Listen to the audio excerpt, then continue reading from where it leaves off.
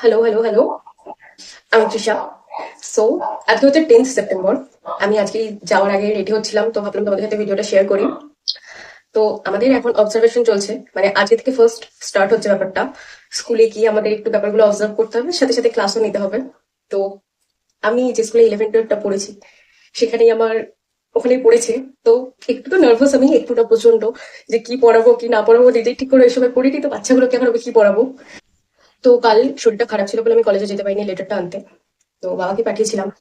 এই যে 3টে পেপার আছে, একটা হচ্ছে অ্যাটেন্ডেন্স শিট, এটা আমার বেতন, আর এটা হচ্ছে আমাদের যে কজন আছে, তো সেই কজনের, মানে যারা যারা আমরা যাবো স্কুলের টিচিং এর জন্য।